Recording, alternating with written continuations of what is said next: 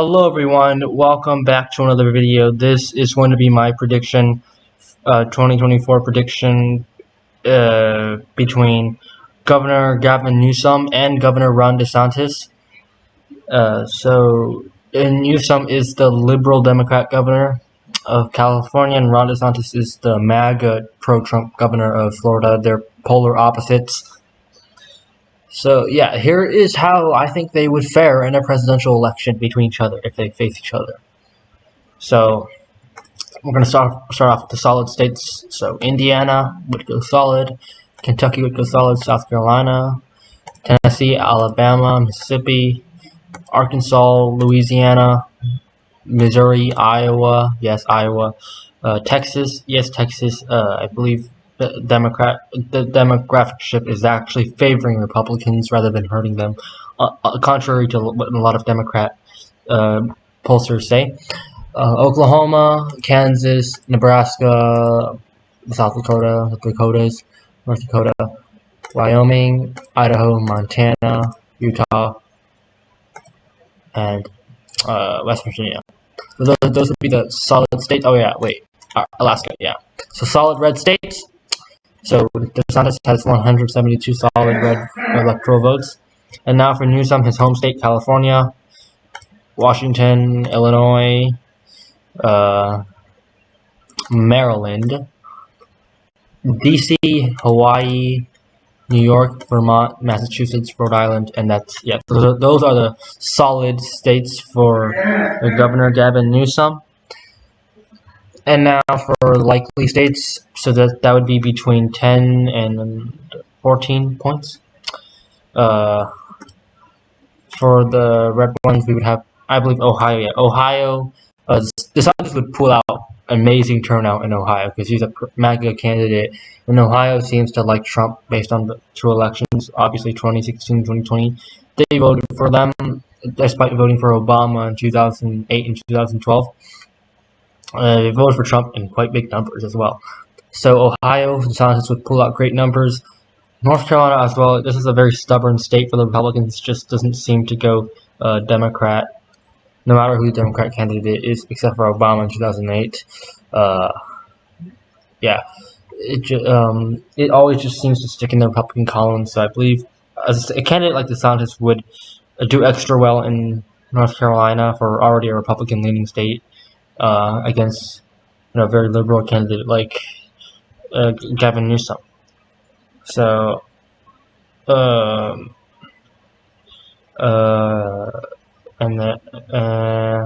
then Florida, Ron DeSantis' home state, he would obviously get a likely margin. He would get record turnout for him there.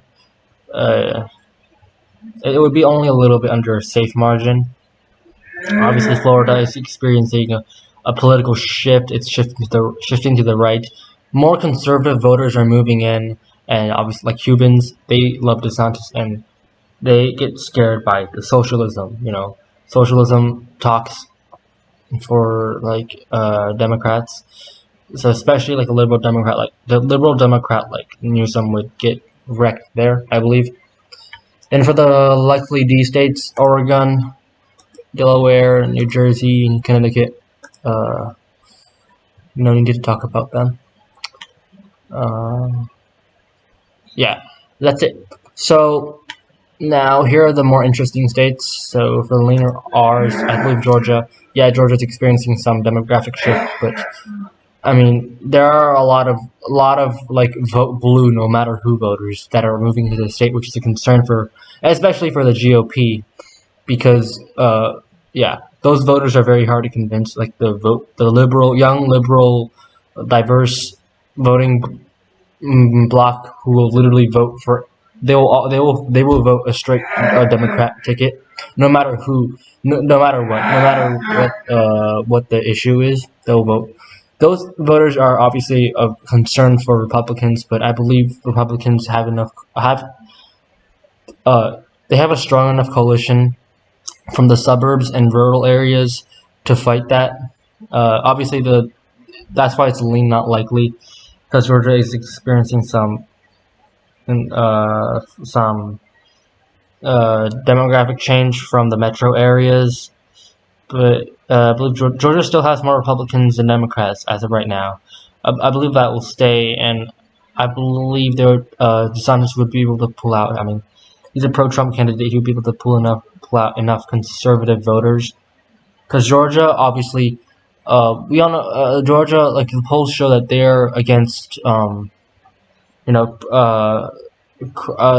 they are very disapproving of Democrats, like crime, especially crime and taxes, and they don't. Most Georgian voters, like the traditional Georgian voters, they don't want like those progressive policies, like universal, like Medicare for all. So I think DeSantis would pull off a lean victory there. And in Arizona, this is another one here. Arizona hasn't necessarily experienced demographic change. It's just experienced a little bit of a political shift because there's a McCain establishment in Arizona that's been losing influence, but it's still there. They're gonna obviously oppose any pro-Trump candidate. In fact, they might even endorse Newsom. Those McCain Republicans like Cindy McCain. I won't be surprised if she endorsed the Democrat candidate over DeSantis, because they absolutely hate Trump. They'll do anything, even that means elect the Democrat candidate to destroy Trump. But I think DeSantis will be able to pull out a similar coalition like Trump, barely, and do a little bit better. He would, he would be able to do well with Latino voters and the traditional conservative voters. DeSantis' policy, I think Newsom would shut them. Newsom's like ultra liberal policies would shut down conservative voters in Arizona. While DeSantis, he's a fiscal and social populist for like Republicans. He would be able to pull out enough numbers in Arizona, which is obviously becoming a toss-up state, but still has more conservatives than liberals in the state. So yeah. And for Wisconsin, this is a Rust Belt state. Obviously, been shifting Republican. DeSantis. Newsom, for Pennsylvania as well, Rust Belt state, it's been shifting to the right. So DeSantis, Newsom's liberal energy policies, like Green New Deal, would shut down when people in the Rust Belt hear Green New Deal, they think of their jobs going away. So it would shut them down immediately. So, like for Wisconsin, Pennsylvania, they rely on energy, and that's one of the main reasons.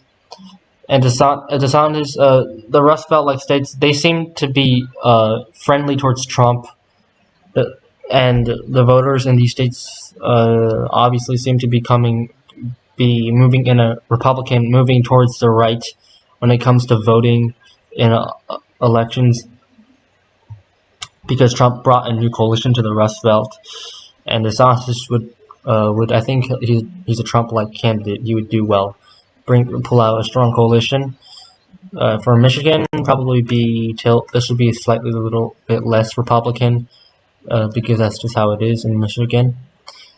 And for Minnesota as well, I know this might be a little outreaching, but Minnesota is a Rust Belt state. It's been somewhat close in the past few elections. And obviously it's a mostly white working class state. The population there would obviously be disapproving of Democrats' soft on crime, like progressive policies on criminal justice. They wouldn't like that.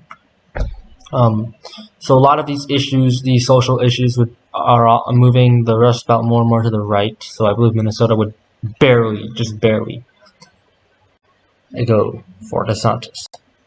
And for Virginia, this would probably go lean blue because the suburbs of DC, those areas are vote blue no matter who. Those areas will, no matter who the Republican candidate is, they'll always vote for the Democrat candidate. Because Virginia, it's just the northern part of Virginia has shifted so unfavorably for Republicans.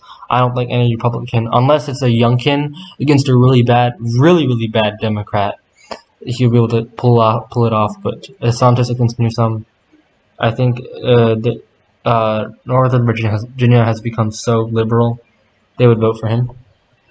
And for Colorado as well, you see in Denver, those areas, city areas, Californian liberals just keep moving there, and they'll obviously vote for Newsom. They'll vote for the liberal candidate, no matter what. And for Nevada, I believe it's going to be DeSantis would pull out a similar coalition to Trump and slightly little better, because Nevada's a dead toss-up state. And for New Mexico, DeSantis would appeal to the Hispanics in that state. For like Mark Ronchetti, he did pretty well in the Senate race. So DeSantis would be able to nick off a bit, like barely pull off a lean tilt victory there, because Newsom isn't very popular.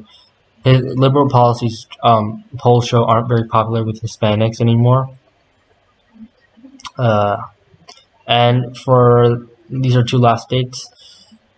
For New Hampshire, probably gonna go barely over DeSantis, because New Hampshire, I mean, it's a highly educated state, but they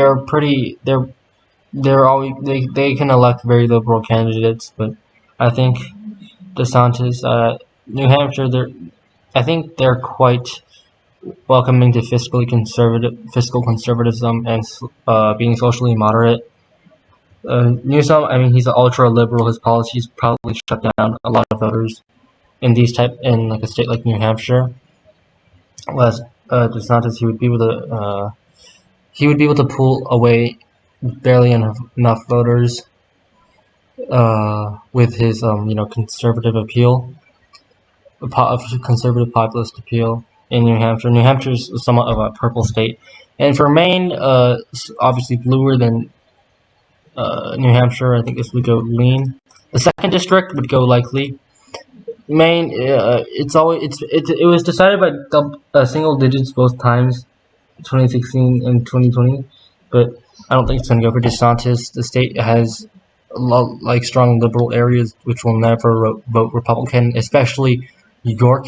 I believe it's York County, the bottom part of New Hampshire. I mean, not New Hampshire, bottom part of Maine. So yeah,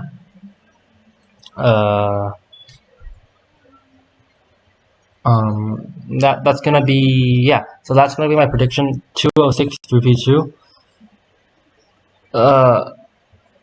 That's gonna be my prediction for Newsom versus DeSantis presidential election. And I hope you guys enjoyed this video. Make sure you leave your comments down below, leave your opinions, any disagreements you have with my prediction down below. Make sure also share some ideas for me, and also hit the like and subscribe button. It would help me a lot. So yeah, that's going to wrap it up for this video. I will see you guys next time. Bye bye.